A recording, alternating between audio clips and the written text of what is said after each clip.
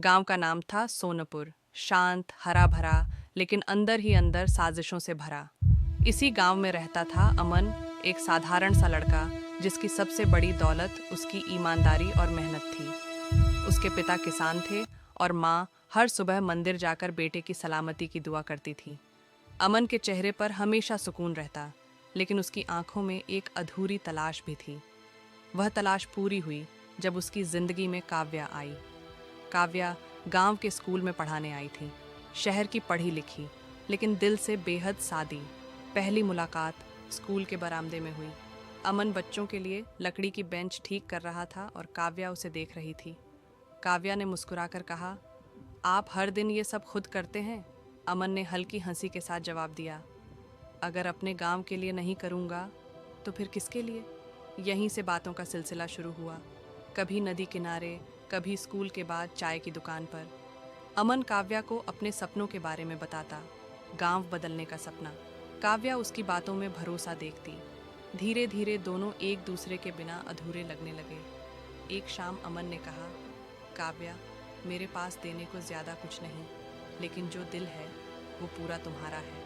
काव्या की आंखें भर आईं, और मुझे किसी अमीर इंसान की नहीं, एक सच्चे दिल की ज़रूरत थी। लेकिन यह खुशियाँ ज़्यादा दिन टिकने वाली नहीं थीं। गांव का बाहुबली राघव सिंह, जो ज़मीनों पर कब्जा करता था, काव्या को पसंद करने लगा। उसके लिए प्यार मतलब जिद। उसने काव्या को महंगे तोहफे भेजे, लेकिन हर बार काव्या ने इनकार कर दिया। जब उसे अमन और काव्या के रिश्ते का पता चला तो उसके अहंकार को चोट लगी। एक दिन राघव ने अमन को बुलवाया। गांव में रहना है तो अपनी औकात में रहो, उसने कहा। अमन शांत स्वर में बोला, औकात इंसान की नीयत से होती है, ताकत से नहीं। यही बात राघव को सबसे ज़्यादा चुभी। कुछ दिनों बाद अमन पर झूठा चोरी का आरोप लगा दिया गया। पुलिस आई, गांव वाले डर गए। काव्या सबके सामने खड़ी हो गई, ये झूठ है, अमन ऐसा नहीं कर सकता।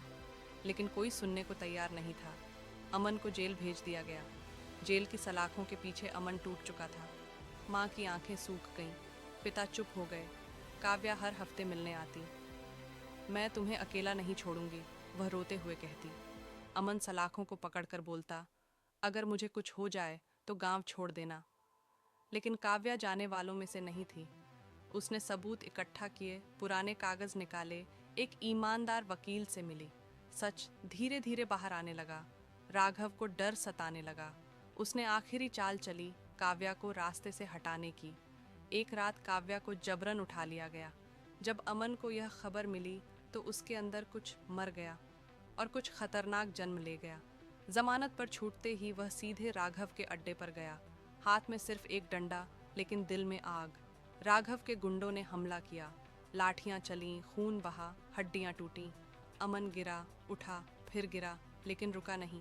वह चिल्लाया, ये लड़ाई मेरी मोहब्बत की है। आखिरकार वह राघव तक पहुंचा। दोनों आमने सामने। राघव ने कहा, एक लड़की के लिए अपनी जान देगा? अमन ने खून थूकते हुए जवाब दिया, नहीं, अपने वजूद के लिए। अंतिम वार में राघव हार गया। गांव वाले जो अब तक डरते थे, बाहर निकल आए। पुलिस आई, सच सामने आया। काव्या को छुड़ा लिया गया। सुबह की रोशनी में काव्या ने अमन का हाथ पकड़ा। तुमने बहुत सहा। अमन की आंखों में आंसू थे। प्यार आसान होता तो हर कोई कर लेता। गांव बदला, लोग बदले, और इस बार मोहब्बत सिर्फ जीती नहीं, उसने डर को भी हरा दिया।